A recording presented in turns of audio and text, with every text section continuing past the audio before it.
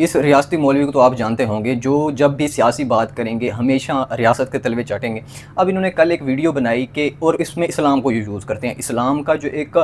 غلط نظریہ ہے وہ لوگوں تک پہنچاتے ہیں صرف اپنے آقاؤں کو خوش کرنے کے لیے۔ ویڈیو میں یہ کہتے ہیں کہ حکومت کے خلاف بغاوت کرنا جائز نہیں، اور ایک حدیث بھی پیش کرتے ہیں، اور اسلام کی یہ حدیث بڑی ہمیں ہر وقت غلط طریقے سے بتائی جاتی ہے۔ مفتی طارق مسعود بھی اس بارے میں بات کر چکے ہوئے ہیں، اور اس کو بہت سارے لوگوں نے اس کے اوپر جواب بھی دیا، مطلب اس کو ٹیکل بھی کیا، لیکن انہوں نے بھی صحیح طریقے سے ٹیکل نہیں کیا، کیونکہ آج اصل مسئلے تک ہم پہنچیں گے جس تک کوئی پہنچا ہی نہیں ہے۔ مطلب عوام کو تو انہوں نے ہمیشہ خود تو سمجھا ہوا ہے نا، کہ کوئی کسی طرف لے کے چلا جائے، کوئی کسی طرف لے کے چلا جائے۔ اسلام میں ایک حدیث ہے کہ آپ کے اوپر اگر ایک ظالم حکمران بھی بٹھا دیا جائے، آپ اس کے خلاف بغاوت نہیں کر سکتے، چاہے وہ آپ کے اوپر ظلم ہی کیوں نہ کر رہا ہو، ٹھیک ہے۔ اچھا، اب اس میں سب سے پہلے سمجھنے کی چیز ہے کہ اسلام ایسا کہتا کیوں ہے۔ اسلام کا ایک فلسفہ ہے، اور اس فلسفے کی جو کور آرگیومنٹ ہے نا، یہ جو جڑ ہے وہ ہوتی ہے، انگلش میں اس کو کہتے ہیں کانسیکوینشلزم یا یوٹیلیٹیرینزم، مطلب کہ اسلام جو ہے وہ پورے معاشرے کا کلیکٹیو مجموعی طور پہ فائدہ دیکھتا ہے۔ اسلام کے اندر انڈیویجول یا فرد یا ایک انسان کی علیحدہ سے اپنی کوئی اس طرح سے ویلیو نہیں ہوتی۔ اب اگر ہم جمہوری عمل میں آ جائیں، جو کہ پاکستان ایک جمہوریت کے اوپر چل رہا ہے، اس میں ایک جمہوریت میں ہر ایک بندے کو اپنی ویلیو ہوتی ہے، اور وہ اپنی بات کر سکتا ہے، اس کو اگر اس کے کہیں پہ کوئی رائٹس حقوق وائلیٹ ہو رہے ہیں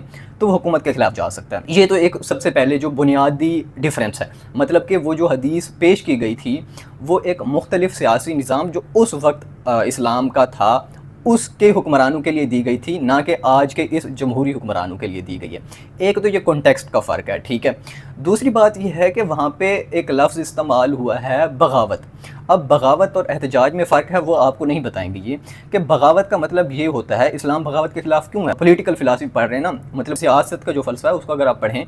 تو سارے بغاوت کے تقریباً خلاف ہی جاتے ہیں۔ اب اس میں ایک ویسٹرن فلاسفر بھی ہے، مغربی فلاسفی، تھامس ہوبز ان کا نام ہے، وہ کہتے ہیں کہ ایک جو ٹائرنٹ ہوتا ہے نا، مطلب ایک برے سے برا حکمران،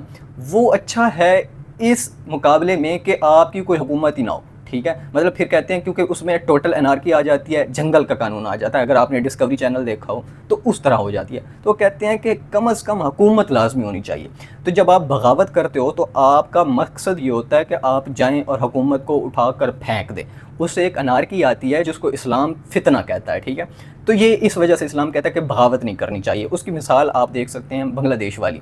کہ جس میں وہ طلباء یوتھ کھڑی ہوئی جین زی، اور انہوں نے جا کے اسمبلی کو آگ لگا دی، توڑ پھوڑ کی، مشتعل جو لوگ ہو گئے تھے، مطلب ریاست کے خلاف بندوق یا ڈنڈا انہوں نے اٹھا لیا۔ تو اس کے بعد وہاں کے کس طرح کے رزلٹس نکلے؟ برے ہی نکلے، کوئی اچھے نہیں آئے، کیونکہ جو معاشرہ ایک غلط راہ پہ چل چکا ہوتا ہے، جس طرح پاکستان بھی ہے، تو وہ صرف آپ جو اسمبلی میں 5 6 یا 10 یا 150 200 لوگ بیٹھے ہیں ان کو اٹھا کر پھینک دیں گے تو پورا معاشرہ جو نیچے تک خراب ہوا ہوا ہے وہ ٹھیک نہیں ہوگا۔ تو اس لیے اسلام بغاوت کے خلاف ہے، لیکن کیا اسلام احتجاج کے بھی خلاف ہے یا اسلام ریزسٹنس کے بھی خلاف ہے؟ نہیں، بالکل بھی خلاف نہیں ہے۔ وہ ہم پھر آپ دیکھیں کربلا والا واقعہ ابھی محرم بھی آ رہا ہے، تو اس امام حسین کے اس واقعے کو اتنی زیادہ امپورٹنس اسلام کے اندر کیوں ہے؟ وہ صرف اس لیے ہے کہ آپ ایک ظالم حکومت کے خلاف جب کلمہ حق گو کرتے ہیں، مطلب کہ اس میں ایک حدیث بھی آتی ہے کہ سب سے بڑی نیکی یہ ہے کہ جب آپ ایک ظالم حکمران کے خلاف کلمہ حق اٹھاتے ہیں۔ تو ہم نے بہت سارے صحابہ کرام کے بھی اس میں دیکھا، امام حسین والا واقعہ، اگر کربلا والا واقعہ دیکھیں تو وہ ریزسٹنس کی بہت بڑی مثال ہمارے لیے لے کے آتا ہے۔ اسلام اگر جو چیز کہتا ہے وہ اس طرف یہ ہے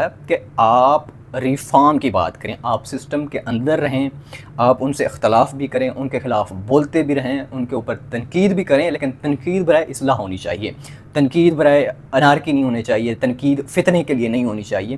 تو وہ حدیث اس طرح آپ کو توڑ موڑ کے پیش کی جاتی ہے ان ریاستی ملاؤں کی طرف، اور میں نے اس کے کومنٹس پڑھے، اس میں میں تو اس چیز کو نہیں آپ لوگوں کو بتانا چاہوں گا، وہ پھر فرقہ پرستی کی طرف چلی جائے گی، لیکن یہ حقیقت ہے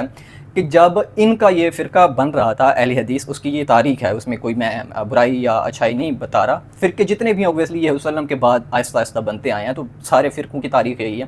یہ فرقہ بنا تھا سلطنت عثمانیہ کے خلاف، اور ان کو انہوں نے بغاوت اور اس کے خلاف سارا کچھ کیا تھا۔ تو اگر حکومت یا ریاست کے خلاف بغاوت غلط ہے تو پھر آپ لوگوں نے سلطنت عثمانیہ کے خلاف کیوں کی؟ اگر آپ کہتے ہیں نا کہ حکومت جب ایک صریح کفر پہ نہ اتر آئے تو پھر آپ اس کے خلاف بغاوت نہیں کر سکتے، تو آپ لوگوں نے تو اس کے خلاف کھلا کھلا بغاوت کی، آپ لوگوں تو احتجاج بھی نہیں کیا، آپ نے تو ان کی حکومت کو ٹوپل کر دیا، ان کی حکومت کو گرا دیا۔ تو اس وقت آپ ٹھیک تھے جب آپ کو انگریز پیسے دے رہے تھے. میں اس فرقے کے جو ہے اوپر بات نہیں کر رہا. اوبیسلی شرعی حساب سے فقہی حساب سے ہر کسی کی اپنی ایک پوری تاریخ ہوتی ہے اور وہ اسلامی جو لوگ ہیں اس کو اچھے طریقے سے بیان کر سکتے ہیں. لیکن سیاسی پوائنٹ آف ویو سے آپ لوگوں نے عوام کو پھدو بنایا ہوا ہے. سیدھی اگر میں بات کروں نا, وہ ایک فلاسفر کی ہے بھی صحیح, مجھے نام ان کا بھول رہا ہے, کہ آپ کو جو نیریٹو ہوتا ہے نا, بیانیہ بنایا جاتا ہے کہ بھائی 78 سال سے اس قوم کے ساتھ کیا جا رہا ہے. ان کو جہالت میں رکھا گیا, آپ جیسے علماء ان کے اوپر مسلط کیے گئے ہیں, اور ان کو بھوک پیاس سے مارا گیا ہے, تعلیم نہ دے کے ان کو جاہل رکھا گیا, ان کی عزتیں لوٹی گئی ہیں. اور صرف جاہل نہیں رکھا گیا, ان کے اندر جو ہے فرقہ پرستی, ان کے اندر شدت پسندی, ان کے اندر جہالت اور جتنی بھی برائیاں ہیں نا وہ انجیکٹ کی گئی ہیں. اور اس کے بعد جب عوام نکل کے آتی ہے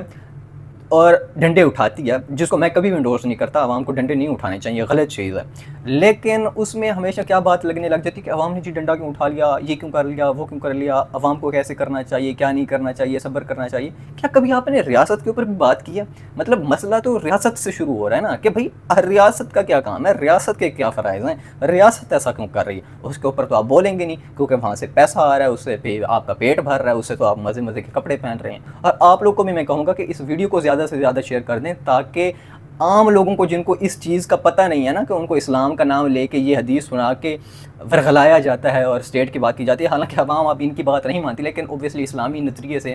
لوگوں کے اندر ایک شک و شبہ تو رہ ہی جاتا ہے. اور اس طرح کے جو فتنہ پرور علماء ہوتے ہیں, بلکہ علماء کی شکل میں اس طرح کے لوگ بیٹھے ہوتے ہیں, تو ان کا جو ہے ان سے عام عوام ان کے شر سے بچ سکے.